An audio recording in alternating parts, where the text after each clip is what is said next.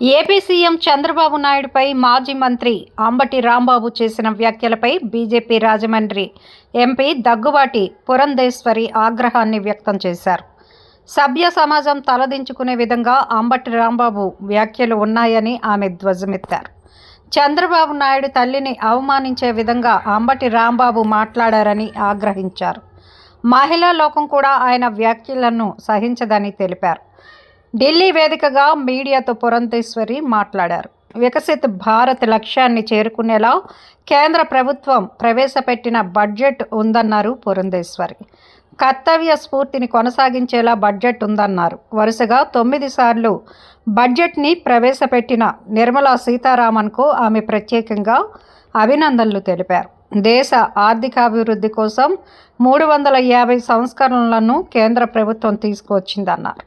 దేశాన్ని 4వ అతిపెద్ద ఆర్థిక వ్యవస్థగా నిలిపిన ఘనత ప్రధానమంత్రి నరేంద్ర మోదీకి దక్కుతుందని ఉద్ఘాటించారు.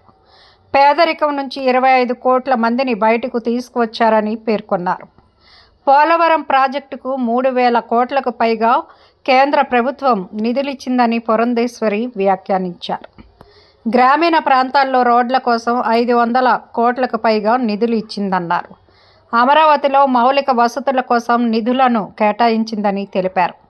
పోలవరం, అమరావతికి కలిపి 3,800 కోట్ల వరకు నిధులు వచ్చాయని ఆమె వెల్లడించారు. 16వ ఆర్థిక సంఘం సిఫారసుల మేరకు గ్రాండ్గా రాష్ట్రాలకు నిధులు వస్తున్నాయన్నారు.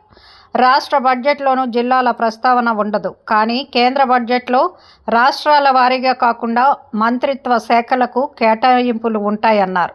ఆయా రాష్ట్రాలకు చెందిన మంత్రులను దృష్టిలో పెట్టుకొని అక్కడి పరిస్థితుల ఆధారంగా ప్రాజెక్టులకు నిధులు కేటాయించింది.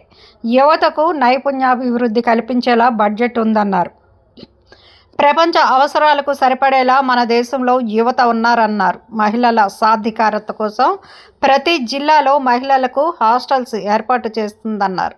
సాంప్రదాయ విజ్ఞానం కొనసాగించేందుకు బడ్జెట్లో నిధులు కేటాయించారని ఎంపీ పురంధేశ్వరి పేర్కొన్నారు. ఇక పర్యాటక రంగాన్ని అభివృద్ధి చేసేందుకు కేంద్ర, రాష్ట్ర ప్రభుత్వాలు పెద్దపీట వేస్తున్నాయని ఎంపీ తెలిపారు.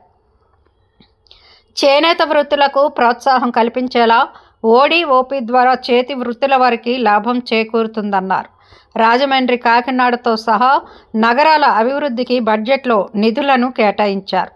కొబ్బరి, కోకో, జీడి మామిడి రైతులకు ప్రోత్సాహం అందించేలా కేంద్ర బడ్జెట్లో నిధులు కేటాయించారని వెల్లడించారు. కొబ్బరి, కోకో ఉత్పత్తిలో ఏపీ దేశంలో 2వ స్థానంలో ఉందన్నారు. అనంతపురంలో మోనజైట్ నిక్షేపాలు ఉన్నాయన్నారు. శ్రీకాకుళం, నెల్లూరులో రేర్ ఎర్త్ మినరల్స్ ఉన్నాయన్నారు. డిఫెన్స్, ఎలక్ట్రానిక్స్లో ఉపయోగించే మినరల్స్ ఏపీలో ఉన్నాయని తెలిపారు. వికసిత్ భారత్ కావాలంటే వికసిత ఆంధ్రప్రదేశ్ కావాలి, వికసిత రాష్ట్రాలు కావాలి. ఆ దిశగా కేంద్ర బడ్జెట్ ఉందని బడ్జెట్పై ఆమె ప్రశంసలు కురిపించారు. మా వీడియోస్ నచ్చినట్లయితే లైక్ చేయండి, షేర్ చేయండి, ప్లీజ్ సబ్స్క్రైబ్ చేయండి.